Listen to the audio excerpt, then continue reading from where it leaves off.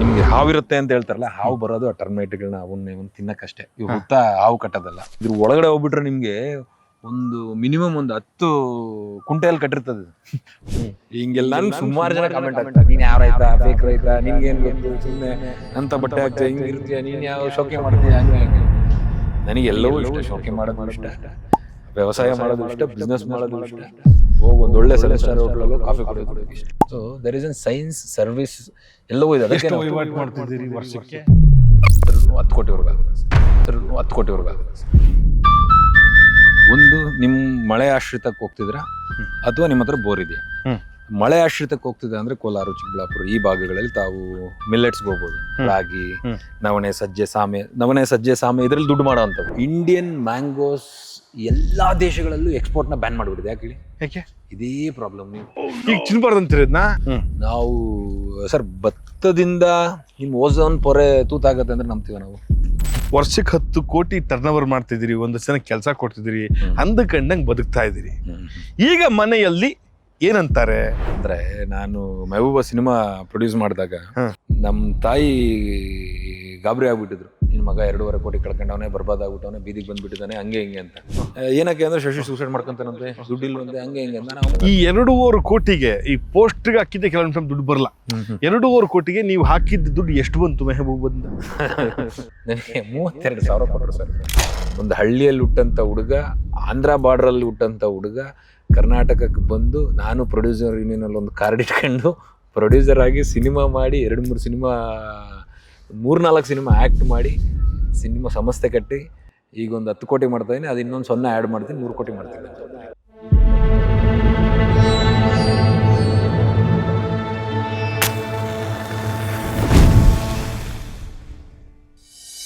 Sir, ಈಗ ಎಲ್ಲ ಆಯ್ತು. ಈಗ ಒಂದು ಸ್ವಲ್ಪ ಹಿಂದೆ ಒಂದು ಸ್ವಲ್ಪ ಮಾತಾಡಿದ್ರಿ ನೀವು, ಧಾರಾವಾಹಿಗಳು ಒಂದಷ್ಟು ಉದಾಹರಣೆ ಕೊಟ್ಟರಲ್ಲ. ಧಾರಾವಾಹಿ ಇತ್ತು, ಯಾಕೆ ಗುರು ನಿಮ್ಗೆ ಯಾವುದಕ್ಕೂ ಧಾರಾವಾಹಿ ಕರಿತಿಲ್ವೇನು? ಸರ್ ನನಗೆ 2020ರಲ್ಲಿ ನಾನು ಬಿಗ್ ಬಾಸ್ ಗೆದ್ದಿದ್ದು. ಅಲ್ಲಿಂದ ಇಲ್ಲಿವರೆಗೂ ಪ್ರಾಬಲಿ ಇವಾಗ ಒಂದು ಸ್ವಲ್ಪ ಕಾಲಗಳು ಕಮ್ಮಿ ಆಗಿರ್ಬೋದೇನೋ, ಪ್ರತಿ ಸೀರಿಯಲ್ ನನಗೆ ಫೋನ್ ಬಂದಿದೆ ಸರ್, ಬನ್ನಿ ಬನ್ನಿ ಮಾಡಿ ಬನ್ನಿ ಅಂತ. ನನಗೆ ಬಿಕಾಸ್ 9 to 9 ಜಾಬ್ ಸರ್, ಅದು 6 to 9 ಜಾಬ್. ಹೌದೌದು, ಬೆಂಡೆತ್ತು ರುಬ್ಬಾಡ್ಬಿಡ್ತಾರೆ. ಹೌದು. ಸೊ ನಾನು ಬೇರೆ ಏನು ಯೋಚನೆ ಮಾಡಕ್ ಸಾಧ್ಯನೇ ಇಲ್ಲ. ನನಗೆ ಹಂಗೆ ಆಗದೇ ಇಲ್ಲ ಸರ್. ನಾನು ಒಂದು ವಾರ ಅಂತರ್ಪಟ ಅನ್ನೋದ್ರಲ್ಲಿ ಕೆಮಿಯೋ ಒಂದು ಮಾಡಿದೆ. ನನಗೆ ಆಗ್ಲೇ ಸ್ವಲ್ಪ ಕಷ್ಟ ಅನ್ಸ್ಬಿಡ್ತು. ಸೊ ಅದಕ್ಕೆ ನಾನು ತಗೊಂಡ್ಲಿಲ್ಲ ಸರ್ ಆಪ್ಷನ್ಸ್ ಅಷ್ಟೇ. ನಂಗೆ ಆಪರ್ಚುನಿಟಿಗಳು ಬರಲಿಲ್ಲ ಅಂತಲ್ಲ, ಡೆಫಿನೆಟ್ ಆಗಿ ಬಂದಿದ್ದಾವೆ. ಐ ಫೆಲ್ಟ್ ನನಗೆ ದೊಡ್ಡ ಅವಕಾಶ ಇಲ್ಲಿದೆ ವ್ಯವಸಾಯದಲ್ಲಿ, ನನಗೆ ಗೊತ್ತಿರೋ ಕ್ಷೇತ್ರ ಇದು. ಅಲ್ಲಿ ಒಂದು ಸೀರಿಯಲ್ ಮಾಡಿದ ತಕ್ಷಣ ಅಷ್ಟೇ ಸರ್, ಶೆಡ್ಗೆ ಮನೆಗೆ ಕೂರಿಸ್ಬಿಡ್ತಾರೆ. ನೀವು ಯಾವ ಸ್ಟಾರ್ನೇ ತಗೊಳ್ಳಿ, ಶೆಡ್ ಮಾಡಿ ಮನೆಗೆ ಹಾಕ್ಸ್ಬಿಡ್ತಾರೆ. 1 ವರ್ಷ, 2 ವರ್ಷ, 3 ವರ್ಷ ನಡೆಯುತ್ತೆ. ಅಲ್ಲೇ 3 ವರ್ಷಕ್ಕೆ ನಿಮ್ಮ ವಯಸ್ಸು, ನಿಮ್ದೆಲ್ಲ ಜೀವನ ಮುಗಿದೋಗಿರುತ್ತೆ, ಯವನ ಮುಗಿದೋಗ್ಬಿಡುತ್ತೆ. ಸುಮ್ಮನೆ ಮೀಡಿಯೋಕರ್ ಮೈಂಡ್ ಸೆಟ್ಗೆ ಹೋಗ್ಬಿಡ್ತೀವಿ, ಗ್ಲಾಮರ್ ಫೀಲ್ಡ್ಗೆ ಹೋಗ್ಬಿಡ್ತೀವಿ. ಅವು ನಮ್ಗೆ ಅವಶ್ಯಕತೆನೇ ಇಲ್ಲ ಅನ್ಕೊಂಡು. ಇಲ್ಲಿದೆ ಅದ್ಭುತವಾದ ಗ್ಲಾಮರ್. ಏನು ಸರ್, ಏನಿರ್ಬೋದು ಸರ್ ಇದು? ಸರ್ ಇದೇನು ಗೂಡು, ಮೇಲೆಯಿಂದ ಬಿದ್ದಿರೋಂಥದ್ದು ಆ ಪಕ್ಷಿ ಗೂಡು. ಓಹೋ, ಏನ್ ವ್ಯವಸ್ಥಿತವಾಗಿ ಕಟ್ಟಿದೆ ಸರ್. ನೀವು ಕಟ್ಟೋದ್ರ ಬಗ್ಗೆ ಮಾತಾಡ್ತಿದ್ರಲ್ವಾ, ಅದು ಕೂಡ ಕಟ್ಟಕ್ ಬರುತ್ತೆ. ಅದಕ್ಕೂ ಕೂಡ ನೀವು ಇನ್ನ ಗೀಜುಗನ ಗೂಡು ಅಂತ ಹೇಳ ಸರ್, ಸಿಕ್ಕಾಪಟ್ಟೆ ಇದಾವೆ.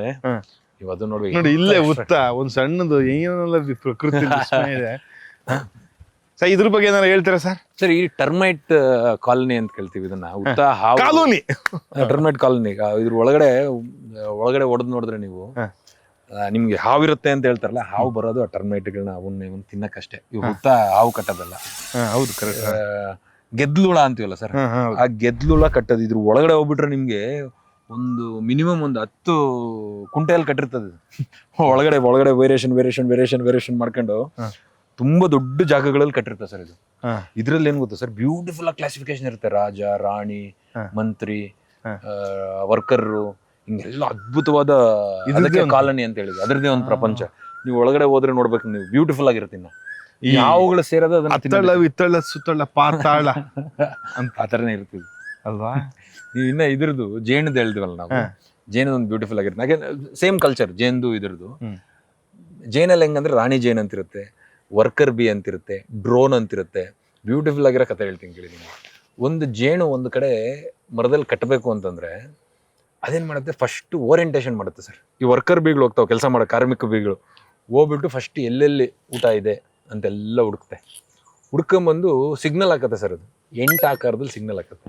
ಅಂದ್ರೆ ಜೇನು ಹಿಂಗೆ ಹೊಡಿತಾ ಇರ್ತವೆ, ಹಿಂಗೆ ಹಂಗ ಆಗ್ತಿದೆ ಅಂದ್ರೆ ಎಲ್ಲರಿಗೂ ಸಂದೇಶ ಏನು ಅಂತಂದ್ರೆ ಆಹಾರ ತುಂಬಾ ದೂರದಲ್ಲಿದೆ ಸ್ವಲ್ಪ ನೀವು ಕಟ್ಟಾದ ಸ್ಟೈಲ್ಗಳು ಚೇಂಜ್ ಮಾಡ್ಕೋಬೇಕು. ಅದು what ever it is the signal simple. ಆಹಾರ ಸ್ವಲ್ಪ ದೂರ ಸರ್ಕಲ್ ಅಲ್ಲಿ ಹೊಡಿತು ಅಂದ್ರೆ ಆಹಾರ ಹತ್ತಿರದಲ್ಲಿದೆ, ಫುಡ್ ಜಲ್ಲಿ ನೀವೇನಿದೆಲ್ಲ ಹತ್ತಿರದಲ್ಲಿದೆ ಅಂತ ಜೇನಿಗೆ ಗೂಡು ಕಟ್ಟಕ್ಕೆ ಶುರು ಆಗುತ್ತೆ. ಆ ಕಟ್ಟೋ ಹಂತದಲ್ಲಿ ಸರ್ ಅಲ್ಲಿ ವರ್ಕರ್ ಬೀಗಳಿಗೆ ಒಂದು ಸ್ಟೇಜ್ ವರೆಗೂ ರಾಯಲ್ ಜೆಲ್ಲಿ ಅಂತ ಕೊಡುತ್ತೆ. ಅಂದ್ರೆ ಈ ಏನಂತೀವಿ ನಾವು ಮೊಲಾಸ್ಟ್ರಮ್ ಕೊಡ್ತೀವಲ್ಲ ಏನು ಮಕ್ಕಳಿಗೆ, ತಾಯಿ ಎದೆ ಹಾಲು ಫಸ್ಟ್ ಒಂದು 7-10 ನಾನು ಮರ್ತು ಬಿಟ್ಟಿದ್ದೀನಿ, ತುಂಬಾ 6-7 ವರ್ಷದಿಂದ ಓದಿರೋದು. ನಂಬರ್ಗಳನ್ನ ತಲೆಗೆ ಹಾಕಬಿಡಿ, ಕಾನ್ಸೆಪ್ಟ್ ತಲೆಗೆ ಹಾಕೊಳ್ಳಿ. ಒಂದು 6-7 ದಿನ 8 ದಿನಗಳ ಕಾಲ ರಾಯಲ್ ಜೆಲ್ಲಿ ಕೊಡುತ್ತೆ. ಅದಾದ್ಮೇಲೆ ಅದನ್ನ ನಿಲ್ಸ್ಬಿಡ್ತವೆ. ಈ ಡ್ರೋನ್ ಬೀಸ್ ಅಂತ ಇರ್ತಾವೆ ಸರ್, ಇದ್ರದ್ದು ಪಾಪದ ಚರಿತ್ರೆ ಪಾಪ ಇವು. ಡ್ರೋನ್ ಅಂತಂದ್ರೆ ಮೇಲ್ ಬೀಸ್ನ ಡ್ರೋನ್ ಅಂತ ಕರಿತೀವಿ ಸರ್. ಇದ್ರ ಕೆಲಸ ಏನು ಅಂತಂದ್ರೆ ರಾಣಿ ಜೇನ್ನ ಮೇಟ್ ಮಾಡೋ ಅಂತ. ಒಂದು ಸಾರಿ ಅದನ್ನ ಮೇಟ್ ಮಾಡಿದ ತಕ್ಷಣ ಅದನ್ನ ಕಾಲನಿಯಿಂದ ಹೊರಗಡೆ ಹಾಕ್ಬಿಡ್ತಾವೆಲ್ಲ. ಅದೇನು ಕೆಲಸ ಇಲ್ಲಲ್ಲ, ಸುಮ್ಮನೆ ಫುಡ್ ಕೊಡ್ಬೇಕಲ್ಲ ಅದಕ್ಕೆ. ನೀವು ಯಾವ್ದಾದ್ರು ಜೇನುಗೂಡುಗಳ ಕೆಳಗಡೆ ಬೇರೆ ಕಡೆ ಹೋದಾಗ ದೊಡ್ಡ ದೊಡ್ಡ ಜೇನುಗಳು ಸತ್ತು ಬಿದ್ದಿರ್ತಾವೆ ನೋಡಿರ್ತೀರ, ಅವೆಲ್ಲ ಡ್ರೋನ್ಗಳು. ಸ್ವಲ್ಪ ಗಾತ್ರದಲ್ಲಿ ದೊಡ್ಡ ಸೈಜ್ ಇರ್ತಾವೆ. ಅದನ್ನ ಯಾಕೆ ಹೊರಗಡೆ ಹಾಕ್ತಾರೆ ಅಂದ್ರೆ ಅದು ಮೇಟಿಂಗ್ ಆಗಿರುತ್ತೆ. ಮೇಟಿಂಗ್ ಆದ್ಮೇಲೆ ಅದನ್ನ ಸುಮ್ಮನೆ ಪೋಷಣೆ ಮಾಡ್ಬೇಕು. ಯಾಕೆ ಪೋಷಣೆ ಮಾಡ್ಬೇಕು ಅಂತ ಅದಕ್ಕೆ ಆಹಾರ ಕೊಡಲ್ಲ. That is incapable to go get the food, because ಅದು ಕೆಪಬಿಲಿಟಿನೇ ಇರಲ್ಲ. ಹೋಗಿ ಆಹಾರ ಹುಡ್ಕೋದು ಇದು ಹಂಗೆ ಸತ್ತೋಗ್ಬಿಡ್ತಾವೆ. ನಿನಗೆ ಬದುಕೋ ಅವಶ್ಯಕತೆ ಬೇಕಾ, ನೀನು ಸಾಮರ್ಥ್ಯನಾಗಿರ್ಬೇಕು ಅನ್ನೋದೇ ಪ್ರಕೃತಿ ಅಲ್ಲ ಸರ್. ಹಂಗೆ ನೋಡಿ, ಒಂದು ನಾವು ಮಾತ್ರ ಏನೋ ಕಾಲನಿ ಬ್ರಿಟಿಷ್ ಬಂದು ಕಾಲನೈಸ್ ಮಾಡ್ದ ಹಂಗೆ ಹೆಂಗಂದ್ರೆ ಇವಕ್ಕಿಂತ ಕಾಲನಿನವರು ಅಲ್ವಾ? ಕರೆಕ್ಟ್. ಹಾಗೆ ಪ್ರಕೃತಿಯಲ್ಲಿ ಅದ್ಭುತವಾದ ಕಥೆಗಳಿದಾವೆ ಸರ್, ಅತ್ಯದ್ಭುತವಾದ ಕಥೆಗಳಿರ್ತವೆ. ಇದನ್ನೆಲ್ಲ ನನ್ನನ್ನು ಎಕ್ಸೈಟ್ ಮಾಡಿರೋ ಅಂಥದ್ದು. ಹಿಂಗೆಲ್ಲ ನನ್ಗೆ ಸುಮಾರು ಜನ ಕಾಮೆಂಟ್ ಆಗ್ತಾರೆ, ನೀನ್ ಯಾವ ರೈತ, ಫೇಕ್ ರೈತ, ನಿನ್ಗೇನು ಗೊತ್ತು, ಸುಮ್ಮನೆ ಅಂತ ಬಟ್ಟೆ ಹಾಕ್ತೀಯ, ಹಿಂಗಿರ್ತೀಯ, ನೀನು ಯಾವ ಶೋಕಿ ಮಾಡ್ತೀಯ, ಹಂಗೆ ಅಂತ. ನನಗೆಲ್ಲವೂ ಇಷ್ಟ. ಶೋಕಿ ಮಾಡೋದು ಇಷ್ಟ, ವ್ಯವಸಾಯ ಮಾಡೋದು ಇಷ್ಟ, ಬಿಸ್ನೆಸ್ ಮಾಡೋದು ಇಷ್ಟ, ಹೋಗಿ ಒಂದೊಳ್ಳೆ 7 ಸ್ಟಾರ್ ಹೋಟ್ಲಲ್ಲೋ ಕಾಫಿ ಕುಡಿಯೋದು ನಂಗೆ ಇಷ್ಟ. ಓಕೆ ಸರ್, ಈಗ ಇಷ್ಟ ಮತ್ತು ಕಷ್ಟ ಅನ್ನೋದಕ್ಕಿಂತ ಈಗ ಆ ಇಷ್ಟ ಕಷ್ಟ ನಡುವೆ ಒಂದು ಚಿಕ್ಕದಾಗ ಒಂದು ಅಚೀವ್ಮೆಂಟ್ ಮಾಡಿದ್ರು ಅಂತ ನನಗೆ ಗೊತ್ತಾಯ್ತು. ಒಂದು ಕಂಪನಿ ಕಟ್ಟಿದ್ದೀರಾ, ಕಂಪನಿ ಮೂಲಕ ಒಂದಷ್ಟು ಜನ ಕೆಲಸ ಸಿಗ್ತಿದೆ ಅಂತ. ಈಗ ಧಾರಾವಾಹಿ ನಟ ಆಗಿದ್ದರೆ ತಪ್ಪಲ್ತಲ್ಲ ಸರ್, ನಾನು ಇದನ್ನ ತಪ್ಪಾಗಿ ಭಾವಿಸಬಾರ್ದು ಯಾರು ಕೂಡ. ಧಾರಾವಾಹಿ ನಟನಾಗಿದ್ದರೆ ನಟನಾಗಿರ್ಬೋದಿತ್ತೇನೋ, ಆದರೆ ಒಬ್ಬ ನಿರ್ಮಾಪಕನ ಲೆವೆಲ್ನಲ್ಲಿ ಒಂದು ಉದ್ಯಮಿ ಆಗಿದ್ರೆ 10 ಜನಕ್ಕೆ ಅನ್ನ ಹಾಕ್ಬೋದೇನೋ ಅನ್ನೋ ಯೋಚನೆ. ನಾನೇ ಬದುಕೋದು ಕಷ್ಟ, 10 ಜನಕ್ಕೆ ಅನ್ನ ಹಾಕೋದು ಹೆಂಗೆ ಅಂತ ಈ ಹುಚ್ಚು ಸಾಹಸ ಯಾಕೆ? ಏನು ಮಾಡ್ತಿದ್ದೀರಿ ಈಗ ನೀವು? ಸರ್, ನಮ್ಮದು ಸ್ವಾಶ್ ಬಯೋಟೆಕ್ನಾಲಜಿ ಅಂತ ಒಂದು ನಾನು ಪ್ರಕೃತಿಯ ಜೊತೆಗಿರೋದ್ರಿಂದ ಕೆಮಿಕಲ್ಗೆ ಪರ್ಯಾಯವಾಗಿ ಬಯೋಲಾಜಿಕಲ್ಸ್ನ ಮಾಡೋದು ಹೆಂಗೆ. ಫಾರ್ ಎಕ್ಸಾಂಪಲ್, ನಾವು ಯೂರಿಯಾ ಅಂತ ಮಾತಾಡಿಸಿ, ಯೂರಿಯಲ್ಲಿ ನೈಟ್ರೋಜನ್ ಇರುತ್ತೆ, ಅದು ಕೆಮಿಕಲ್ ಪದಾರ್ಥ. ಆ ನೈಟ್ರೋಜನ್ನ ಸಾವಯವವಾಗಿ ಕೊಡ್ಬೋದು ಕೆಲವು ಬ್ಯಾಕ್ಟೀರಿಯಾಗಳು, ಫಂಗಸ್ಗಳು, ಶಿಲೀಂಧ್ರಗಳು ಮತ್ತು ಬ್ಯಾಕ್ಟೀರಿಯಾಗಳ ಮುಖಾಂತರ. ಈ ಜೀವಾಣುಗಳ ಕೆಲಸ ಹೇಳು ಅಂತಂದ್ರೆ ಟ್ರೈಕೋಡರ್ಮಾ, ಸೂಡೋಮೋನಸ್ ಅನ್ನೋ ಶಿಲೀಂಧ್ರಗಳು, ಬ್ಯಾಕ್ಟೀರಿಯಾಗಳು. ಟ್ರೈಕೋಡರ್ಮೋನಸ್ ಅನ್ನೋದು ಶಿಲೀಂಧ್ರ, ಸೂಡೋಮೋನಸ್ ಅನ್ನೋದು ಬ್ಯಾಕ್ಟೀರಿಯಾ. ಇದ್ರ ಕೆಲಸ ಏನು ಅಂತಂದ್ರೆ ಭೂಮಿಯಲ್ಲಿರುವ ಅನ್ಅವೈಲಬಲ್ ಫಾರ್ಮಲ್ಲಿರುವಂಥ ಮೇಜರ್ ನ್ಯೂಟ್ರಿಯೆಂಟ್ಸ್ನ ಅವೈಲಬಿಲಿಟಿ ತಂದಿರೋದು. ಅದ್ರ ಕೆಲಸ ಅದೇ. ಯಾಕೆಂತಂದ್ರೆ ಅದ್ರ ಆಹಾರ ಅದು. ಅದೇನು ಪ್ರಕೃತಿಗೆ ಒಳ್ಳೇದಾಗಬೇಕು ಅಂತ ಮಾಡೋದಲ್ಲ, ಅದಕ್ಕೆ ಒಳ್ಳೇದು ಅದ್ರ ಆಹಾರ ಅದು. ಫಾರ್ ಎಕ್ಸಾಂಪಲ್, ನಮಗೆ ಅನ್ಅವೈಲಬಲ್ ಫಾರ್ಮಲ್ಲಿ ಇರ್ತಾರೆ P2O5, ನಾವು ಕೆಮಿಸ್ಟ್ರಿ ಓದಿರ್ತೀವಿ, 2 bond of P, 5 bond of O formally ಇರ್ತವೆ. ಇದನ್ನ ಬ್ರೇಕ್ ಮಾಡೋದಕ್ಕೆ ಕೆಲವು ಮೈಕ್ರೋ ಆರ್ಗ್ಯಾನಿಸಮ್ಸ್ ಬೇಕು. ಆ ಮೈಕ್ರೋ ಆರ್ಗ್ಯಾನಿಸಮ್ಸ್ನ ನಾವು ತಯಾರು ಮಾಡ್ತೀವಿ, ಮ್ಯಾನುಫ್ಯಾಕ್ಚರ್ ಮಾಡ್ತೀವಿ. ಅದನ್ನು ಭೂಮಿಗೆ ಬಿಟ್ಟಾಗ ಏನಾಗುತ್ತೆ, ಈ P 2 ಭಾಗಗಳಾಗುತ್ತೆ, O 5 ಭಾಗಗಳಾಗುತ್ತೆ, ಆಕ್ಸಿಜನ್ ಆಗಿ ಅಟ್ಮಾಸ್ಫಿಯರ್ ರಿಲೀಸ್ ಆಗುತ್ತೆ, P ಗಿಡಕ್ಕೆ ಫಾಸ್ಫರಸ್ ಆಗಿ ಗಿಡಕ್ಕೆ ಬರುತ್ತೆ. ಸೊ ಈ ಬಯೋಲಾಜಿಕಲ್ಸ್ನ ಬಳಸೋದ್ರ ಮುಖಾಂತರ ತಾವು ತಮ್ಮ ವ್ಯವಸಾಯದಲ್ಲಿ 60% ಅಷ್ಟು ವೆಚ್ಚವನ್ನು ಕಮ್ಮಿ ಮಾಡ್ಬೋದು. ಇದು ತುಂಬ ನ್ಯೂ ಕಾನ್ಸೆಪ್ಟ್ ಸರ್. ಒಂದು 5% ಅಷ್ಟು ಜನರಿಗೆ ಮಾತ್ರ ಅವೇರ್ನೆಸ್ ಇದೆ. ನಾನು ಸಿಂಪಲ್ 5% ಅವೇರ್ನೆಸ್ ಇದೆ. ಇದು ಒಂದಲ್ಲ ಒಂದಿನ 80% ಅವೇರ್ನೆಸ್ ಹೋಗುತ್ತೆ. ಅವಾಗ ನಾನು ಹಾಕಿರೋಂಥ ಸೀಡು ದೊಡ್ಡ ಹೆಮ್ಮರವಾಗಿ ನಿಂತ್ಕೊಳ್ಳುತ್ತೆ. So there is an science, service ಎಲ್ಲವೂ ಇದೆ. ಎಷ್ಟು ವಹಿವಾಟು ಮಾಡ್ತಿದ್ದೀರಿ ವರ್ಷಕ್ಕೆ? ಸರ್ 10 ಕೋಟಿವರೆಗೂ ಆಗುತ್ತೆ ಸರ್. ಓ ಸೂಪರ್. ಈ ವರ್ಷ ಸೇರಬೇಕಾದ್ರೆ ನಾವು ಪರ್ಯಾನಮ್ 12 ಲಕ್ಷ, ಪರ್ಯಾನಮ್ 16 ಲಕ್ಷ ಅಂತೆಲ್ಲ ಸೇರ್ಕೊಂಡಿರ್ತಾರಲ್ವೇ? ಹೌದು ಸರ್. ವರ್ಷಕ್ಕೆ 10 ಕೋಟಿ ಟರ್ನ್ ಓವರ್ ಈ ವರ್ಷ ಸರ್. ಲಾಸ್ಟ್ ವರ್ಷ ಒಂದು 6 ಆಗಿತ್ತು, ಅದ್ರ ಹಿಂದಿನ ವರ್ಷ 3 ಆಗಿತ್ತು, ಫಸ್ಟ್ ವರ್ಷ 50 ಲಕ್ಷ ಆಗಿತ್ತು. ವಾ ಸೂಪರ್. ಇದು 4ನೇ ವರ್ಷ. ಸರ್, ನಮಗೆ ಜೂನ್ ಮಾಸದಲ್ಲಿ ಬಂದು ನಿಂತಿದ್ದೀವಲ್ವಾ? ಈಗ ನಿಮ್ಮ ತಿಳುವಳಿಕೆಯ ಪ್ರಕಾರ ಅಂದ್ರೆ ಇದು ದಿನದಿಂದ ದಿನಕ್ಕೆ ವಿಜ್ಞಾನ ಸರ್, ದಿನದಿಂದ ದಿನಕ್ಕೆ ಹೊಸ ಅನುಭವ ಇದು. ಈಗ ಯಾವ ಬೆಳೆ ಉತ್ತಮ ಸರ್? ಈಗ ನೀವು ಅಂದ್ರೆ 2 ಫ್ಯಾಕ್ಟರ್ಗಳು ಬರ್ತವೆ ಇದರಲ್ಲಿ. ಒಂದು, ನಿಮ್ಮ ಮಳೆ ಆಶ್ರಿತಕ್ಕೆ ಹೋಗ್ತಿದ್ರ ಅಥವಾ ನಿಮ್ಮ ಹತ್ರ ಬೋರ್ ಇದೆಯಾ? ಮಳೆ ಆಶ್ರಿತಕ್ಕೆ ಹೋಗ್ತಿದೆ ಅಂದ್ರೆ ಕೋಲಾರ, ಚಿಕ್ಕಬಳ್ಳಾಪುರ ಈ ಭಾಗಗಳಲ್ಲಿ ತಾವು ಮಿಲ್ಲೆಟ್ಸ್ಗೆ ಹೋಗ್ಬೋದು. ರಾಗಿ, ನವಣೆ, ಸಜ್ಜೆ, ಸಾಮೆ ಇದ್ರಲ್ಲಿ ದುಡ್ಡು ಮಾಡೋ ಅಂತವು. ರಾಗಿ ಎಲ್ಲರೂ ಮಾಡ್ತಾರೆ, ಚೆಲ್ ಬಿಟ್ಬಿಡ್ತಾರೆ. ಕರೆಕ್ಟ್ ಎಲ್ಲ ನಾಸ್, ರಾಗಿ, ನವಣೆ, ಸಜ್ಜೆ, ಸಾಮೆ, ಅರ್ಕು, ಬರ್ಗು, ಇವೆಲ್ಲವೂ ಸಿರಿಧಾನ್ಯಗಳು ಅಂತ ಏನ್ ಕರಿತೀವಿ. ಈ ಧಾನ್ಯಗಳನ್ನ ಹಾಕೊಂಡು ನೀವು ಒಂದ್ ಸ್ವಲ್ಪ ಪ್ರೀಮಿಯಂ ಪ್ರೈಸ್ ಸೆಲ್ ಮಾಡ್ಕೋಬಹುದು. ಒಂದು ಕರೆಕ್ಟ್ ಅಲ್ವಾ? ನೋಡಿ ಮಾವಿನ ಹಣ್ಣು ಎಲ್ಲ ಭೂತಾಯಿ ಸೂಪರ್ ಇದಾವೆ ನೋಡಿ. ಹಣ್ಣಾಗಿವಲ್ಲ ಸರ್? ಹಣ್ಣಾಗಿದೆ ಸರ್, ಹಣ್ಣಾಗಿದ್ದಾವೆ ಹಂಗೆ ಬಿಟ್ಟಿದ್ವಿ. ಸರಿ ನೋಡೋಣ, ತಗೊಳ್ಳಿ, ಚೆನ್ನಾಗಿದೆ. ಬಟ್ ಇಲ್ಲಿ ಏನಂತ ನೋಡಿ ಫ್ರೂಟ್ ಫ್ಲೈ ನಿಮ್ಗೆ ತೋರಿಸಿ ಸೂಪರ್ ಆಗಿರೋದು. ಅದು ತಗೊಳ್ಳಿ, ತೊಂದರೆ ಇಲ್ಲ. ಆ ಫ್ರೂಟ್ ಫ್ಲೈ ಅದ್ರ ಮೇಲೆ ಕೂತಿತ್ತು. ಒಳಗಡೆ ಹೋಗ್ಬಿಟ್ಟು ಇಂಡಿಯನ್ ಸೂಪರ್ ಆಗಿರೋಂಥ ಕಂಟೆಂಟ್ ಹೇಳ್ತೀನಿ ಕೇಳಿ. ಇಂಡಿಯನ್ ಮ್ಯಾಂಗೋಸ್ ಎಲ್ಲಾ ದೇಶಗಳಲ್ಲೂ ಎಕ್ಸ್ಪೋರ್ಟ್ ನ ಬ್ಯಾನ್ ಮಾಡ್ಬಿಟ್ಟಿದೆ. ಯಾಕೆ? ಇದೇ ಪ್ರಾಬ್ಲಮ್. ನೀವು ನೀಟಾಗಿ ಅಬ್ಸರ್ವ್ ಮಾಡಿ, ಎಲ್ಲಾ ಕಡೆ ನೊಣ, ಫ್ರೂಟ್ ಫ್ಲೈ ಅಂತ ಇಲ್ಲಿ ಹೋಗ್ತದೆ. ಇಲ್ಲಿ ಇರೋದು ನೋಡ್ಸಿರ್ತಾರೆ ನಿಮ್ಗೆ. ನೋಡಿ ಇಲ್ಲೆಲ್ಲ ಪಂಚರ್ ಮಾಡಿದಾವೆ. ಅವೇನ್ ಮಾಡ್ತಾವ ಸರ್, ಪಿಂದಿ ಇರೋ ಟೈಮಲ್ಲಿ ಹಣ್ಣು ಈ ಹುಳ ಬಂದ್ಬಿಟ್ಟು ಅದ್ರ ನೀಡಲ್ಲಿಂದ ಒಳಗಡೆ, ಬ್ಯಾಕ್ ಪೋರ್ಷನ್ ನೀಡಲಿಂದ ಒಳಗಡೆಗೆ ಮೊಟ್ಟೆ ಇಟ್ಬಿಡ್ತದೆ. ಅವೇನಾಗ್ತಾವ, ಮೊಟ್ಟೆಗಳು ರೆಡಿಯಾಗಿ ಹಣ್ಣಾಗೋ ಟೈಮ್ಗೆ ನೀವು ಹಣ್ಣು ಕಟ್ ಮಾಡಿದ ತಕ್ಷಣ ಹುಳ ಪಿಚಿ ಏನಂತೆ. ಕರೆಕ್ಟ್ ಅಲ್ವಾ? ನಿಮ್ ನೋಡಕ್ ಸೂಪರ್ ಆಗಿರುತ್ತೆ. ಈ ಹಣ್ಣು ನೀವು ಮನೆಗೆ ಎತ್ಕೊಂಡು ಹೋಗಿ ಕಟ್ ಮಾಡಿ 100% ಹುಳ ಇರುತ್ತೆ. ಈಗ ತಿನ್ಬಾರ್ದಂತಿರೋದ್ನ ಅದನ್ನ ಹೇಳ್ತಾ ಇರೋದು. ಕಟ್ ಮಾಡಿ ಹುಳ ಇರುತ್ತಲ್ಲ, ನೀವು ನೋಡಕ್ ಚೆನ್ನಾಗಿದೆ ಕಣ್ಣಿದು. ನೀವು ಎಲ್ಲ ಬೇರೆ ಜಪಾನ್ಗೂ ಇನ್ನೊಂದ್ ದೇಶಕ್ಕೂ ಬೇರೆ ದೇಶಗಳಿಗೆ ಎತ್ಕೊಂಡೋದ ಕಟ್ ಮಾಡಿದ ತಕ್ಷಣ ಹುಳ ಎಡಿಬಲ್ ಅಲ್ಲ, ಅಪಟೈಟಿಂಗ್ ಆಗಿರಲ್ಲ, ನೋಡಿದ ತಕ್ಷಣ ಚೆನ್ನಾಗಿ ಕಾಣಲ್ಲ. ಹಂಗಾಗ್ಬಿಟ್ಟು ಇಂಡಿಯನ್ ಮ್ಯಾಂಗೋಸ್ನ ಬ್ಯಾನ್ ಮಾಡ್ಬಿಸಾಕ್ಬಿಟ್ಟಿದ್ದಾರೆ. ಅಯ್ಯಯ್ಯೋ, ಇಂಡಿಯಾ ಮ್ಯಾಂಗೋಸು ಹಣ್ಣುಗಳ ರಾಜ ಅಂತೀವಲ್ಲ ಸರ್ ಇದನ್ನ. ಹಣ್ಣುಗಳ ರಾಜ ಮಾವು. ಬಟ್ ಏನ್ ಮಾಡೋಣ, ನಿಮ್ಗೆ ಅದನ್ನ ಹೇಳ್ತಾರೆ. ಈಗೆಲ್ಲ ಲೋಕಲ್ ಪಲ್ಪಿಂಗ್ ಇಂಡಸ್ಟ್ರಿಗೆ ಹೋಗುತ್ತೆ. ಮಾಜಾ ಇನ್ನೊಂದು ಮತ್ತೊಂದು ಕಂಪನಿಗಳಿಗೆ ಜ್ಯೂಸ್ ಮಾಡಲ್ಲ, 4 ರೂಪಾಯಿ 5 ರೂಪಾಯಿ ಕೊಡಿ ಪೂರ್ತಿ ಮಾವಿನ ಜ್ಯೂಸ್. ಇವಾಗೆಲ್ಲ 4 ರೂಪಾಯಿ 5 ರೂಪಾಯಿಗೆ ಹೋಗ್ತಾ ಇರೋದು. ಸೊ ಇದನ್ನ ಕಂಟ್ರೋಲ್ ಮಾಡ್ಬೇಕು. ಇದನ್ನ ಕಂಟ್ರೋಲ್ ಮಾಡಕ್ ಪಾಪ ನಾ ಇನ್ನೊಂದು ಹೇಳ್ತೀನಿ, ಇದನ್ನ ಬಾದಾಮಿ ಅಂತ ಕರಿತೀವಿ ಅನ್ಕೊಳ್ಳ. ಇದು ಬಾದಾಮಿ ಅಲ್ಲ, ಬಾದಾಮಿಯಲ್ಲಿ ಮೇಜರ್ ಪ್ರಾಬ್ಲಮ್ ಜಾಸ್ತಿ ಆಗೋದು. ಬಾದಾಮಿಯಲ್ಲಿ ಏನಿತ್ತು ಅಂದ್ರೆ ಸ್ಪಾಂಜಿ ಟಿಶ್ಯೂ ಅಂತ ಕರಿತೀವಿ. ಅಂದ್ರೆ ಸ್ವಲ್ಪ ಕ್ಯಾಲ್ಸಿಯಂ ಕಂಟೆಂಟ್ ಕಮ್ಮಿ ಇದ್ದಾಗ ಏನಾಗುತ್ತೆ, ಆ ವಿಗರ್ ಇರಲ್ಲ, ಫ್ಲಶ್ ಇರಲ್ಲ. ಹಣ್ಣು ಕಟ್ ಮಾಡಿದಾಗ ಪಿಸ ಅಂತ ಇರುತ್ತಲ್ಲ, ಅದನ್ನ ಕಟ್ ಮಾಡಿದಾಗ ಅದನ್ನ ಹೈಬ್ರಿಡೈಸ್ ಮಾಡಿ ಸ್ವಲ್ಪ ಕ್ಯಾಲ್ಸಿಯಂ ಕಂಟೆಂಟ್ ಜಾಸ್ತಿ ಹಾಕಿ ಆಲ್ಫಾನ್ಸೋ ಅಂತ ಒಂದು ವೆರೈಟಿ ರಿಲೀಸ್ ಮಾಡಿದ್ರು. ಆಲ್ಫಾನ್ಸೋ ಕಟ್ ಮಾಡೋದು ಚೆನ್ನಾಗಿರುತ್ತೆ ಅಂತ. ಬಟ್ ಈ ಫ್ರೂಟ್ ಫ್ಲೈಗಳಿಂದ ಮತ್ತೆ ಹುಳಗಳಾಗ್ಬಿಟ್ಟು ನಾವು ಇವೆಲ್ಲ ಕ್ವಾಲಿಟಿ, ಇದನ್ನೆಲ್ಲ ಒಂದು ಸ್ವಲ್ಪ ಗೌರ್ಮೆಂಟ್ ಇಂಟರ್ವೆನ್ಷನ್ ಬರಬೇಕು, ಸ್ಟಾಪ್ ಮಾಡಬೇಕು, ಕ್ವಾಲಿಟಿ ಕಂಟ್ರೋಲ್ ಮಾಡಬೇಕು. ನಮ್ಮಲ್ಲಿ ನಾನೆಲ್ಲೋ ಓದ್ತಾ ಇದ್ದೆ, ಒಂದ್ಸಾರಿ ಅವ್ರು ಬಂದು ಬ್ಯಾನ್ ಮಾಡಿದ್ರು ಅಂದ್ರೆ 4-5 ವರ್ಷ ತಗೊಳಲ್ಲ. ಸೊ ಇವೆಲ್ಲ ಪ್ರಾಬ್ಲಮ್ಗಳು ಇರ್ತವೆ. ಎಷ್ಟು ದೊಡ್ಡ ಈಗ 6 ರೂಪಾಯಿಗೆ ಹೋಗ್ತಿದ್ದು ಬೆಂಗಳೂರಕಾಯಿ ತೋತಾಪುರಿ, ನಿಮ್ಗೆ ಒಂದ್ಸಾರಿ ಎಕ್ಸ್ಪೋರ್ಟ್ ವ್ಯಾಲ್ಯೂ ಹೋಯ್ತು ಅಂತಂದ್ರೆ ಬೇರೆ ಕಾಯಿಗಳ ಆಪ್ಷನ್ ಇಲ್ಲದೆ ಇದ್ದಾಗ ಯಾರು ಹೋಗೋದು 10 ರೂಪಾಯಿ ಆಗುತ್ತೆ, 15 ರೂಪಾಯಿ ಆಗುತ್ತೆ. ರೈತರು ಸಮೃದ್ಧಿ ಆಗ್ತಾರೆ, ತೋಟಗಳು ಜಾಸ್ತಿ ಬರ್ತವೆ. ಇದನ್ನ ಮಾಡೋದಿಲ್ಲ. ಸೊ ಇಷ್ಟು ಸಣ್ಣ ವ್ಯಾಲ್ಯೂ ಅಡಿಷನ್ ಸರ್, ಕಂಟೆಂಟ್ ಇಂದ ಹೊರಗಡೆ ಬಂದು ನೋಡಿ ನಾವು ಏನ್ ಬೆಳಿಬೇಕು ಅಂತ ಹೇಳ್ತಾ ನಾವು ಬೆಳಿತಿದ್ವಲ್ಲ, ಹಂಗ ಕಿತ್ಬಿಟ್ಟೆ. ಇದನ್ನ ತಿನ್ನಂಗಿಲ್ವಾ? ಇದನ್ನ ತಿನ್ನಿ ಸರ್, ಪ್ರಾಬ್ಲಮ್ ಏನಿಲ್ಲ ಸರ್. ಚಿಕನ್ನೇ ತಿನ್ನೋರ್ಗೆ ಒಳ ತಿಂದ್ರೆ ಏನ್ ಪ್ರಾಬ್ಲಮ್ ಏನಾಗೋದಿಲ್ಲ. ನಾನು ಜನರಲ್ ಆಗಿ ಬಟ್ ಅಪಟೈಸಿಂಗ್ ಇರಲ್ಲ, ಅಪೀಲಿಂಗ್ ಆಗಿರಲ್ಲ. ಒಪ್ಪಲ್ಲ ಸರ್. ಬೇರೆ ದೇಶಕ್ಕೆ ಹೋದಾಗ ನಾವು ಹೆಂಗ್ ಒಪ್ತೀವಿ ನಾವು? ಯಾಕಂದ್ರೆ ಮರದಲ್ಲೇ ಹಣ್ಣಾಗೋದನ್ನ ತಿನ್ನೋದಿಲ್ಲ, ಅದಕ್ಕೊಂದು ಯೋಗ ಬೇಕು ಅಲ್ವಾ? ಅದ್ರ ಜೊತೆಗೆ ಇದ್ದವ್ರಿಗೆ, ಹಸಿರು ಜೊತೆಗೆ ಇದ್ದವ್ರಿಗೆ ತುಂಬಾ ಚೆನ್ನಾಗಿ. ಈಗ ಏನು ಬೆಳಿಬೇಕು ಅನ್ನೋದು ಮಾತಾಡ್ತಿದ್ವಿ ಸರ್. ಕರೆಕ್ಟ್. ಸೊ ಅಲ್ಲಿಂದ ಮಾವಿನಕಾಯಿ ಕಡೆಗೆ ಹೋಯ್ತದೆ. ಮಾವಿನ ಜೊತೆ ಹಣ್ಣು ಕಂಡ್ಬಿಡ್ತಲ್ಲ, ಹೇಳಿ ಸರ್. ಅದನ್ನ ಹೇಳ್ತೇವೆ ಸರ್. ಈಗ ನಾವು ರೈನ್ ಫೆಡ್ ಆಗಿದ್ರೆ ಸರ್, ನೀವು ರಾಗಿ ಎಲ್ಲರೂ ಹಾಕ್ತಾರೆ, ನವಣೆ, ಸಜ್ಜೆ, ಸಾಮೆ, ಅರಕು, ಬರ್ಗು, ಇವನ್ನೆಲ್ಲವನ್ನು ಫಾಕ್ಸ್ಟೈಲ್, ಫಿಂಗರ್ ಮಿಲೆಟ್ಗಳು ಏನೋ ಹೇಳ್ತಾರೆ. ಫಿಂಗರ್ ಮಿಲೆಟ್ ಅಗೇನ್ ರಾಗಿ, ಇವುಗಳ ಜೊತೆಗೆ ಹೋಗೋದ್ರಿಂದ ನಿಮಗೆ ಒಂದು ಸ್ವಲ್ಪ ವ್ಯಾಲ್ಯೂ ಅಡಿಷನ್ ಬರುತ್ತೆ. ಇಲ್ಲ ಕಡಲೆ, ಇವೆಲ್ಲ ಉತ್ತರ ಕರ್ನಾಟಕ ಹೋಗೋದು, ತೊಗರಿ, ಎಲ್ಲ ರೈನ್ ಫೆಡ್ಗೆ ಏನೇನು ಹಾಕ್ಬೋದು. ಇಲ್ಲ ತಮ್ಮ ಹತ್ರ ನೀರು ಚೆನ್ನಾಗಿತ್ತು ಅಂತಂದರೆ, ಸ್ವಲ್ಪ ರಿಸ್ಕ್ ಟೇಕಿಂಗ್ ಕೆಪಬಿಲಿಟಿ ಇದೆ, 100% ಟೊಮೊಟೊ ಹೋಗ್ಬೋದು. ಟೊಮೊಟೊ 1 ತಿಂಗಳು ಹಿಂದೆ ಹೋಗ್ಬೇಕಿತ್ತು ಅವು. ಕರೆಕ್ಟಾಗಿ ಜೂನ್ 15ನೇ ತಾರೀಕಿಗೆ ಸರ್, ನನ್ನ ಅನಾಲಿಸಿಸ್, ನೀವು ಎಲ್ಲಾದರೂ ಗ್ರಾಫ್ಗಳು ಎತ್ಕೊಳ್ಳಿ, ನಾನು ಸುಮಾರು ಕಡೆ ಹೇಳಿದ್ದೀನಿ, ಜೂನ್ 15ರಿಂದ ಜುಲೈ 15ವರೆಗೂ ಟೊಮೊಟೊ ರೇಟ್ ಪೀಕಲ್ಲಿರುತ್ತೆ. ಆ ಸೀಸನ್ ಪೀಕಲ್ಲಿರುತ್ತೆ. ಅದು ಹೆಂಗೆ ಅಂತ ನಂಗೂ ಗೊತ್ತಿಲ್ಲದೆ ಇರೋದು. ಕರೆಕ್ಟ್ ಅಲ್ವಾ?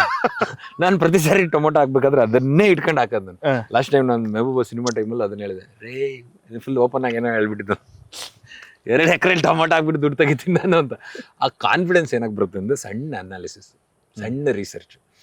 ನೀವು ಏನಾದರೂ ಕ್ರಾಪ್ ಹಾಕಬೇಕು ಅನ್ನೋಕ್ಕೂ ಮುಂಚೆ ನಾನು ಸಿಂಪಲ್ ಆಗಿ ಯಾರೋ ಒಂದು ಟೊಮೊಟೊ ಹಾಕಿದ್ರು ಲಾಸ್ ಆದರು. ಯಾಕಾದರೂ? ಯಥೇಚ್ಛವಾದ ಪ್ರೊಡಕ್ಷನ್ ಇತ್ತು. ನೀವು ಪ್ರೊಡಕ್ಷನ್ ಜಾಸ್ತಿ ಆಗ್ತಿದೆಯಾ ಇಲ್ವಾ ಅನ್ನೋಂಥದ್ದನ್ನು ತೋಟಕ್ಕೆ ಹೋಗಿ ನೀನು ಹಾಕಿದೆಯಾ ಇಲ್ವೋ ಅಂತ ಕೇಳೋಕ್ಕಾಗಲ್ಲ. ಡಿಪಾರ್ಟ್ಮೆಂಟಲ್ಲಿ ಆ ಥರ ಸುಲಭವಾದಂಥ ಮಾಹಿತಿ ಇಲ್ಲ ನಮ್ಮ ಹತ್ರನೂ. ಇದಕ್ಕೆ ನಾವೇನು ಮಾಡ್ಬೋದು ಸರ್, ನರ್ಸರಿಗಳಿರ್ತವೆ. 1 ಲಕ್ಷ ಎಕರೆಯಲ್ಲಿ ಏನೇನು ಹಾಕ್ಬೋದು ಅನ್ನೋದನ್ನು ಒಂದೇ ಎಕರೆಯಲ್ಲಿ ನರ್ಸರಿಯಲ್ಲಿ ಬೆಳೆಸಿರ್ತಾನೆ ಸಣ್ಣ ಸಣ್ಣ ಟ್ರೇಗಳಲ್ಲಿ. ನರ್ಸರಿ ಓನರ್ಗೆ ಒಂದ್ಸಾರಿ ಬರ್ಬಿಟ್ಟು ಅಣ್ಣ ಈ ಸರ್ ಎಷ್ಟೋಗಿದಾವೆ ಅಣ್ಣ ಟೊಮೊಟೊ ಸಬ್ಸಿಗಳು, ಕ್ಯಾಪ್ಸಿಕಮ್ ಎಷ್ಟೋಗಿದಾವೆ, ಚಿಲ್ಲಿ ಎಷ್ಟೋಗಿದಾವೆ, ಬದನೆ ಎಷ್ಟೋಗಿದೆ, ಬೀನ್ಸ್ ಎಷ್ಟೋಗಿದೆ ಅಂದರೆ ಅವ್ನು ಹೇಳ್ಬಿಡ್ತಾನೆ ಅಣ್ಣ ಇಷ್ಟೋಗಿದೆ ಇಷ್ಟೋಗಿದೆ ಅಂತ. ಅದರಲ್ಲಿ ಯಾವ್ದು ಕಮ್ಮಿ ಆಗಿದೆ ಅದನ್ನ ಹಾಕಿ ನೀವು. ನಾನು 100% ಫಾಲೋ ಮಾಡ್ತೀನಿ ಸರ್ ಪ್ರಿನ್ಸಿಪಲ್. 100%. ಇವಾಗ ನಾವು ದಾಳಿಂಬೆ ಆಗ್ತಾ ಇದೀನಿ, ಏನಕ್ಕೆ ಆಗ್ತಿದ್ದೀನಿ ಅಂತಂದ್ರೆ ಹವಾಮಾನ ಅಥವಾ ಏನೋ ಸೈನ್ಸ್ ಅಲ್ಲ ಇದು, ಏನೆಲ್ಲ ಬೇಸಿಕ್ ಕಾಮನ್ ಸೆನ್ಸ್ ಇದು. ಈಗ ಬೆಂಗಳೂರಲ್ಲಿ ಸಾಕಷ್ಟು ಜನ, ನಾನು ಲಾಸ್ಟ್ 2 ವರ್ಷದಿಂದ ದಾಳಿಂಬೆ ಆಗಬೇಕಿತ್ತು ಸರ್. ನಾನು ಲಾಸ್ಟ್ 2 ವರ್ಷದಿಂದ ಆಗಬೇಕು ಅನ್ಕೊಂಡು ನಂಗೆ ಅನ್ನಿಸ್ತು, ಬೆಂಗಳೂರಲ್ಲಿ ರಿಯಲ್ ಎಸ್ಟೇಟ್ ಎಲ್ಲ ಬಂದು ದಾಳಿಂಬೆ ಮೇಲೆ ಬಿದ್ದುಬಿಟ್ಟವ್ರೆ. ಎಲ್ಲರೂ ದಾಳಿಂಬೆಗಳ ನಂಗೆ ಗೊತ್ತಿನ 2 ವರ್ಷಕ್ಕೆಲ್ಲ ಮನೆಗೆ ಹೋಗ್ತಾರೆ. ಟ್ರ್ಯಾಕ್ಟರ್ಗಳು ತಗೊಂಡಿರ್ತಾರೆ, ಬೂಮರ್ಗಳು ತಗೊಂಡಿರ್ತಾರೆ ಸ್ಪ್ರೇ ಮಾಡೋಕ್ಕೆ.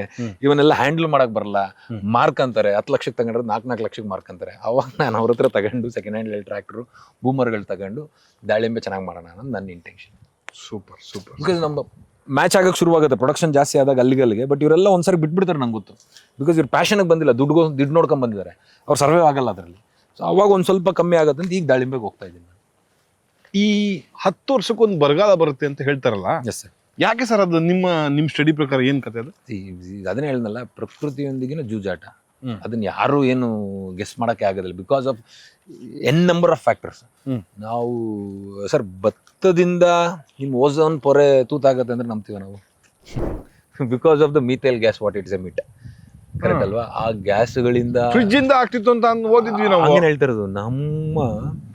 ನಾವು ಏನು ಅಕ್ಸೆಪ್ಟೆನ್ಸ್ಗೆ ಹೋಗ್ಬಿಟ್ವಿ ಟೆಕ್ನಾಲಜಿ ಅನ್ನೋದ್ರಿಂದ, ಎಲ್ಲರಿಂದನೂ ಒಂದಷ್ಟು ಪ್ರಮಾಣದಲ್ಲಿ ಎಫೆಕ್ಟ್ ಆಗ್ತಾನೆ ಇರುತ್ತೆ.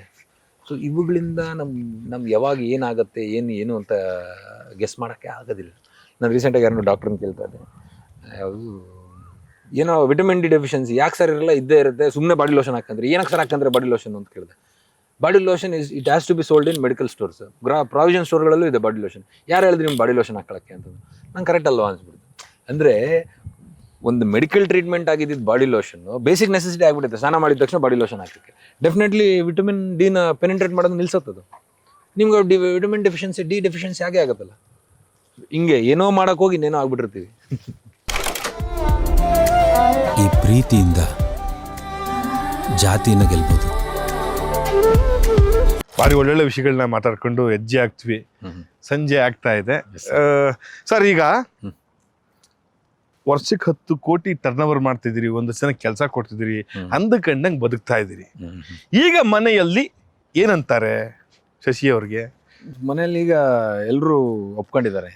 ಅಂದ್ರೆ ನಾನು ಮೆಹಬೂಬ ಸಿನಿಮಾ ಪ್ರೊಡ್ಯೂಸ್ ಮಾಡಿದಾಗ ನಮ್ಮ ತಾಯಿ ಗಾಬರಿ ಆಗ್ಬಿಟ್ಟಿದ್ರು. ಅಂದ್ರೆ ನಮ್ಮ ತಂದೆ ತಾಯಿಗೆ ಗೊತ್ತಿಲ್ಲ ನಾನೇ ಪ್ರೊಡ್ಯೂಸರ್ ಅಂತ. ನಾವು ಪ್ರೊಡ್ಯೂಸ್ ಮಾಡ್ತಾ ಇದ್ದೀವಿ ಸಿನಿಮಾ, ನಾನೇ ರಿಲೀಸ್ ಮಾಡ್ತಾ ಇದ್ದೀನಿ, ಅವಕಾಶ ಕೊಟ್ಟಾರ ಅಂತ ಅನ್ಕೊಂಡಿರ್ತಾರೆ ಪಾಪ.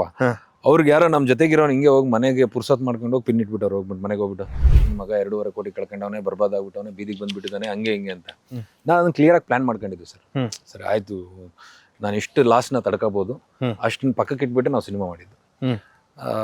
ಸೊ ನಾವು ಫಸ್ಟ್ ಟೈಮ್ ನಮ್ಮಮ್ಮ ವಾಯ್ಸ್ ರೈಸ್ ಮಾಡಿದ್ರು, ನಿಂಗೆ ಗಾಂಚಾಲಿ, ನಿಂಗೆ ಯಾರ ಮಾತು ಕೇಳಲ್ಲ, ನೆಲದ ಮೇಲೆ ನಿಲ್ಲೋದು. ಯಾಕಂದ್ರೆ ನನ್ನ ಮಾತುಗಳು ಹಂಗೆ ಇರ್ತವೆ ಸರ್. ಕರೆಕ್ಟ್ ಅಲ್ವಾ? ಸ್ವಲ್ಪ ಹೈಲಿ ಆಂಬಿಷಿಯಸ್ ಅಥವಾ ಏನೋ ನಾನು ಹಂಗೆ ಅನ್ಕೊಂತೀನಿ. ಸ್ವಲ್ಪ ಕಾನ್ಫಿಡೆನ್ಸ್ ಇರೋರು ಮಾತುಗಳು ಒಂದು ಸ್ವಲ್ಪ ಅದೇನ್ ಬರ್ತಾ ಬರ್ಲಿ ಇವಾಗ. ಸೊ ಅದಕ್ಕೆಲ್ಲ ನಮ್ಮಮ್ಮ ಕೌಂಟರ್ ಕೊಡಕ್ಕೆ ಶುರು ಮಾಡ್ಬಿಟ್ರು.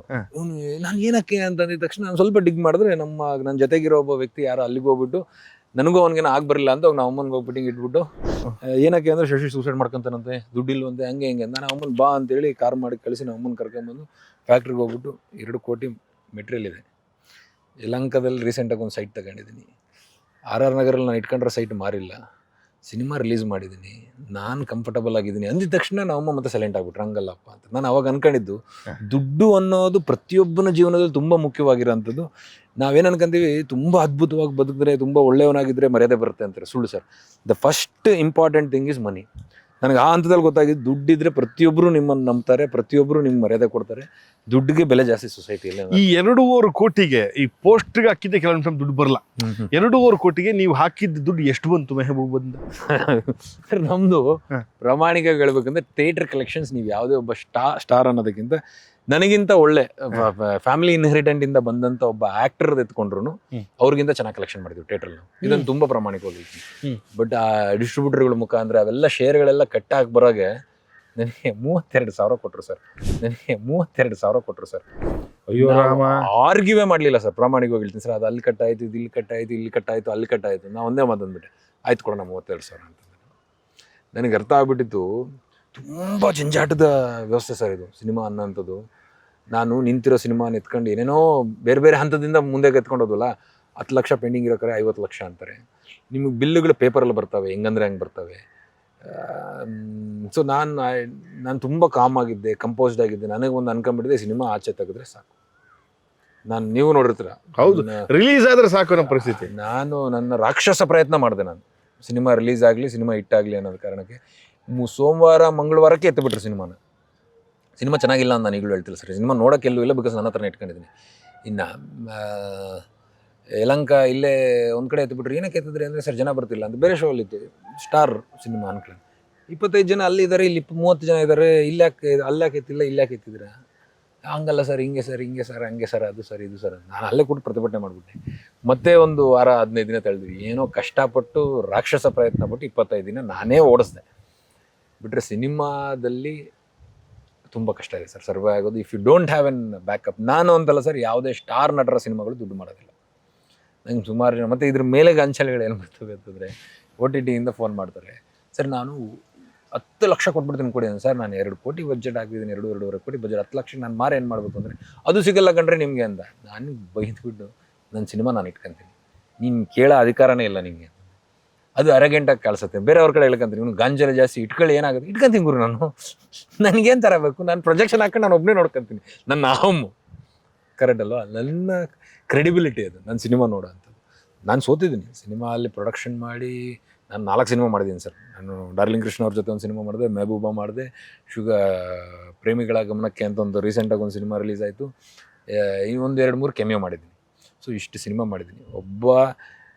ಒಂದು ಹಳ್ಳಿಯಲ್ಲಿ ಹುಟ್ಟಂಥ ಹುಡುಗ, ಆಂಧ್ರ ಬಾರ್ಡ್ರಲ್ಲಿ ಹುಟ್ಟಂಥ ಹುಡುಗ ಕರ್ನಾಟಕಕ್ಕೆ ಬಂದು, ನಾನು ಪ್ರೊಡ್ಯೂಸರ್ ಯೂನಿಯನಲ್ಲಿ ಒಂದು ಕಾರ್ಡ್ ಇಟ್ಕೊಂಡು ಪ್ರೊಡ್ಯೂಸರ್ ಆಗಿ ಸಿನಿಮಾ ಮಾಡಿ 2-3 ಸಿನಿಮಾ, 3-4 ಸಿನಿಮಾ ಆ್ಯಕ್ಟ್ ಮಾಡಿ, ಸಿನಿಮಾ ಸಂಸ್ಥೆ ಕಟ್ಟಿ ಈಗ ಒಂದು 10 ಕೋಟಿ ಮಾಡ್ತಾಯಿದ್ದೀನಿ. ಅದು ಇನ್ನೊಂದು 0 ಆ್ಯಡ್ ಮಾಡ್ತೀನಿ, 100 ಕೋಟಿ ಮಾಡ್ತೀನಿ ನನ್ನ ಕಂಪ್ನಿ. ಸೂಪರ್, 100% ಮಾಡ್ತೀನಿ. ಇಷ್ಟು ತನಕ ಮಾತನಾಡಿದ್ರು ಎಲ್ಲ ಕೂಡ ಸ್ಫೂರ್ತಿದಾಯಕ ಮಾತುಗಳೇ, ಒಂದು ಕಿಚ್ಚಪ್ಸುವಂಥ ಮಾತುಗಳು. ಇನ್ನೊಂದು ಪ್ರಶ್ನೆ ಇದೆ ಸರ್, ಈಗ ಎಲ್ಲರೂ ನಡ್ಸ್ಕೊಂತಾರೋ ವಿಚಾರಗಳು 90s ಕಿಡ್ಸ್ಗಳಿಗೆ, ಅದರಲ್ಲೂ ರೈತ ಮಕ್ಕಳಿಗೆ ಹೆಣ್ಣು ಕೊಡ್ತಿಲ್ಲ. ಈ ವಿಚಾರವಾಗಿ ಶಶಿಯವ್ರು ಏನು ಹೇಳ್ತಾರಪ್ಪ? ಸರ್ ಏನಾಗಿದೆ, ಸಾಕಷ್ಟು ಜನ ಮಾತಾಡ್ತೀವಿ ಇದನ್ನು. ನಾನು ಇದನ್ನು ಸುಮಾರು ಜನ ಪ್ರಶ್ನೆ ಮಾಡಿದ್ದೀನಿ. ಯಾರೋ ಒಬ್ರು ಇರ್ತಾರೆ, ಸರ್ ರೈತರ ಮಕ್ಳಿಗೆ ಹೆಣ್ಣು ಕೊಡ್ತಿಲ್ಲ ಅಂದರೆ, ಮೊನ್ನೆ ಯಾರೋ ವೀಡಿಯೋ ಮಾಡ್ತಿರೋರೆ, ಪಾಪ ನಾನು ಹಾಕ್ಲಿಲ್ಲ, ಎಡಿಟ್ ಮಾಡಿಬಿಟ್ಟೆ. ರೈತರ ಮಕ್ಳಿಗೆ ಸರ್ ರೈತರ ಮಕ್ಳಿಗೆ ಎಣ್ಣೆ ಕೊಡಲ್ಲ ಸರ್, ರೈತರ ಮಕ್ಳಿಗೆ ಎಣ್ಣೆ ಕೊಡೋದಿಲ್ಲ ಸರ್ ಅಂತಂದ್ರು. ನಿಮ್ಮ ಮಗಳಿದ್ದಾರೆ ಸರ್, ಹ್ಞೂ ಅಂದೆ. ನೀವು ಕೊಡ್ತೀರಾ ಸರ್ ಅಂದೆ. ಯೋಚನೆ ಮಾಡಿಬಿಟ್ಟ ಮನುಷ್ಯ. ಕರೆಕ್ಟ್ ಅಲ್ವಾ? ಆ ಮನುಷ್ಯ ಅಲ್ಲಿವರೆಗೂ 2 ನಿಮಿಷ ಏನು ಮಾತಾಡಿದ್ರೆ, ಕೊಡ್ಬೇಕು ಸರ್, ಯಾಕೆ ಸರ್ ರೈತರಿಗೆ ಕೊಡೋದಿಲ್ಲ, ಅವರು ರೈತನೇ, ನೀವೇ ನಿಮ್ಮ ಮಕ್ಳಿಗೆ ನಿಮ್ಮ ಮಗಳನ್ನ ಕೊಡಲ್ಲ ಸರ್, ನಾವು ಎಲ್ಲಿಂದ ಎಲ್ಲಿ ಕೇಳೋಣ ಸರ್ ಅಂತಂದೆ. ಮಾತಿದ್ರೆ ಗೋರ್ಮೆಂಟ್ ಅಧಿಕಾರಿ ಆಗಿರ್ಬೇಕು, ಗೋರ್ಮೆಂಟ್ ಇಲಾಖೆ. ಈ ಗೋರ್ಮೆಂಟ್ ಅಂದರೆ ಸರ್ ಎಷ್ಟು ಜನ ಕೆಲಸ ಸಿಗುತ್ತೆ ಸರ್? ಸರ್ ಇವತ್ತಿನ ಪರಿಸ್ಥಿತಿಯಲ್ಲಿ ನಾನು ಹೇಳೋದು ನನಗೆ ಗೊತ್ತು, ನೀವು ಯಾವುದೇ ಗೌರ್ಮೆಂಟ್ ಕೆಲಸ ಪಡಬೇಕು ಅಂತಂದರೆ 50 ಲಕ್ಷ ಲಂಚ ಕೊಡಬೇಕು. ಇದು ನೋನ್ ಫ್ಯಾಕ್ಟ್, ಅಂದರೆ ಓಪನ್ ಸೀಕ್ರೆಟ್ ಇದೆ, ಎಲ್ರಿಗೂ ಗೊತ್ತಿದೆ, ಬಟ್ ಯಾರೂ ಮಾತಾಡಲ್ಲ ಅನ್ನೋದು.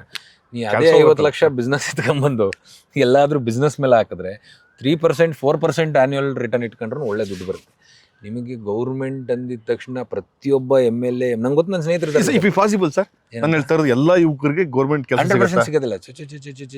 100% ಸಿಗೋದಿಲ್ಲ. ಹೆಂಗ್ ಮತ್ತಿದ ಯೋಚನೆ ಜನಕ್ಕೆ? 2% ಗೌರ್ಮೆಂಟ್ ಎಂಪ್ಲಾಯಿ ಸಿಗ್ಬೋದು. 130-140 ಕೋಟಿ ಪಾಪ್ಯುಲೇಷನ್ 2%. ಬೇಡ, ಕರ್ನಾಟಕಕ್ಕೆ ಬಂದ್ಬಿಡೋಣ ನಾವು. ಮಕ್ಕಳು ಮದುವೆ ಆಗೋದು ಹೆಂಗೆ ಅಂತ ಸರ್ ಆಗತ್ತೆ ಸರ್ ಅದು? ಸರ್ ಈಗ ರೇಷಿಯೋ ಏನೇ ಕಮ್ಮಿ ಇದೆ. ಫಸ್ಟ್ ಆಫ್ ಆಲ್ ನಾವು ವುಮೆನ್ ಮೇಲ್ ರೇಷಿಯೋ ಎತ್ಕೊಂಡ್ರೆ ಅದೇ ಕಮ್ಮಿ ಇದೆ. ಸೊ ಅವ್ರೇನ್ ಮಾಡ್ತಾರೆ, ಈ ಬೆಂಗಳೂರಲ್ಲಿ ಇರೋರು ಸ್ವಲ್ಪ ಹೊಂದಾಣಿಕೆ ಇರೋ ಅಂಥವ್ರು, ಸಸ್ಟೈನಬಲ್ ಆಗಿರೋರನ್ನ ಕೊಡ್ತಾರೆ. ಹೇಳ್ತೀನಿ ಕೇಳಿ ಸರ್, ಹೊಲ ಇರಬೇಕು, ಗದ್ದೆ ಇರಬೇಕು, ಜಮೀನು ಇರಬೇಕು, ತೋಟ ಇರಬೇಕು, ಎಲ್ಲ ಇರಬೇಕು. ಅವ್ನು ಗೌರ್ಮೆಂಟ್ ಅಧಿಕಾರಿ ಆಗಿರ್ಬೇಕು. ಆದ್ರೆ ಅವ್ನು ಹೊಲ ಉಳಂಗಿಲ್ಲ, ಜಮೀನಲ್ಲಿ ಕೆಲಸ ಮಾಡಂಗಿಲ್ಲ, ತೋಟಕ್ಕೆ ಹೋಗಂಗಿಲ್ಲ, ಆದ್ರೂ ಒಂದು ರೈತ ಆಗಿರ್ಬೇಕು, ಅದು ಗೌರ್ಮೆಂಟ್ ಆಗಿರ್ಬೇಕು. ಸೊ ಇದೆಲ್ಲ ಪಾಸಿಬಲ್ ಸರ್? ಆಗೋದಿಲ್ಲ. ಅದನ್ನ ಹೇಳೋದು ನಾವು ಪ್ರಾಕ್ಟಿಕಲ್ ಆಗಿ ಒಂದು ಸ್ವಲ್ಪ ಏನು ಮಾಡೋಕ್ಕಾಗಲ್ಲ. ಎಲ್ಲರೂ ಅವ್ರವ್ರು ಸರ್. ಈಗ ನಾನು ಇಷ್ಟು ಎಫರ್ಟ್ ಹಾಕಿದ್ದೀನಿ ಸರ್ ಲೈಫಲ್ಲಿ, ನಾನು ಗೆಲ್ಲಬೇಕು ಅಂತಂದರೆ. ಒಂದು ಹುಡುಗಿ ಅಂದರೆ ಅದು ನನಗೂ ಅನ್ವಯಿಸಾಗುತ್ತೆ, ಹುಡುಗಿಗೂ ಅನ್ವಯಿಸುತ್ತೆ, ವಿತ್ ಝೀರೋ ಡಿಸ್ಕ್ರಿಮಿನೇಷನ್. ಒಂದು ತಂದೆ ತಾಯಿಗೆ ಅಥವಾ ಅವಳ ಹೆಣ್ಮಗುಗೆ ಏನು ಆಸೆ ಇರುತ್ತೆ, ಒಳ್ಳೆ ಕಡೆ ಮದುವೆ ಆಗ್ಬಿಟ್ರೆ, ಈಗ ನನ್ನ ಮದುವೆ ಆಗ್ಬಿಟ್ರೆ ನನ್ನ ಎಫರ್ಟಲ್ಲಿ ನಿಂದು 50% ಅಲ್ವಾ. ಸೊ ಅದನ್ನು ಅವ್ರು ಯೋಚನೆ ಮಾಡೋದು ತಪ್ಪಲ್ಲ. ನಾನು ಇದನ್ನು ಇನ್ನೊಂದು ಆ್ಯಂಗಲಲ್ಲಿ ಹೆಂಗೆ ಹೇಳ್ತೀನಿ ಅಂತಂದರೆ, ಗಂಡಸರು ರೈತರುಗಳು ನಾವು ಯಾರ್ಯಾರು ಇದ್ದೀವಿ, ಟೆಕ್ನಾಲಜಿನ ಬಳಸೋಣ, ನಾವು ದುಡ್ಡು ಮಾಡೋಣ, ಯಾಕ್ರ ಕೊಡಲ್ಲ ಎಂಟ್ರಿ ನಾನು ನೋಡ್ತೀನಿ. ಸೂಪರ್ ಪಾಸಿಟಿವ್ ಆಗಿ ಯೋಚನೆ ಮಾಡ್ಬೇಕು ಅಷ್ಟೇ ಅಲ್ಲ ಸೂಪರ್ ಸರ್. ಸರ್ ಸೂಪರ್ ನಾವು ಟೆಕ್ನಾಲಜಿ ಅವ್ರ ಸೇಫ್ಟಿ ನೋಡ್ಕೊಂತಾರಲ್ವಾ, 100% ತಪ್ಪೇನಿಲ್ಲ ಸರ್. ತಪ್ಪೇನಿಲ್ಲ. ನಾನೇನೋ ವ್ಯವಸಾಯ ಮಾಡ್ತಾ ಇದ್ದೀನಿ, ವ್ಯವಹಾರ ಅಲ್ಲ ಮಾಡ್ತೀನಿ. ನಾನು ಹೇಳ್ತಿರೋದು ತಪ್ಪೇನಿಲ್ಲ. ಬಟ್ ಆದರೆ ಗೋರ್ಮೆಂಟ್ ಅಧಿಕಾರಿಗೂ ಅಥವಾ ಯಾರಿಗೋ ದುಡ್ಡಿದ್ದವ್ರಿಗೋ ಕೊಟ್ಬಿಟ್ಟು ವರದಕ್ಷಿಣೆ ಕಿರುಕುಳ, ಆತ್ಮಹತ್ಯೆಗಳು, ಹತ್ಯೆಗಳು ಇವೆಲ್ಲ ಕೇಳಿ ಕೇಳಿ ತಲೆ ಕೆಟ್ಟೋಗ್ಬಿಟ್ಟಿದೆ. 100%. ಮಾದಪ್ಪನ ಬೆಟ್ಟ ಹತ್ತೋದು, ಶಿವರಾತ್ರಿಗೆ ವಾಪಸ್ ಬರೋದು, ಈ ತರದ ಪರಿಸ್ಥಿತಿ ಇದು ಎಲ್ಲ ಹಂತದಲ್ಲೂ ಎಲ್ಲ ಫೀಲ್ಡಲ್ಲೂ ಇದೆ ಸರ್. ಇದೊಂದರಲ್ಲೇ ಅಂತಲ್ಲ, ಎಲ್ಲ ನಾನು ಐ ಆಮ್ ಕೈಂಡ್ ಆಫ್, ನಾನು ಇದನ್ನು ಇನ್ನೊಂದು ಥರ ಹೇಳಿದ್ರೆ ನಂಗೆ ಗೊತ್ತು ಸರ್, ಅದು ಎಮೋಷ್ನಲಿ ವರ್ಕ್ ಆಗುತ್ತೆ. ಬಟ್ ನಾನು ತುಂಬ ಪ್ರಾಕ್ಟಿಕಲ್ ಆಗಿ ಪಾಸಿಟಿವ್ ಸೈಡ್ ಮಾತ್ರ ಇರ್ತೀನಿ ಸರ್. ಯಾಕಂದ್ರೆ ನಾನು ಹೇಳಿದ್ನಲ್ಲ, ನನಗೆ ಎಲ್ಲ ಹೋರಾಟಗಳು ಹಂಗಾಗಿದ್ದಕ್ಕೆ ವರ್ಕ್ ಆಗಿತ್ತು.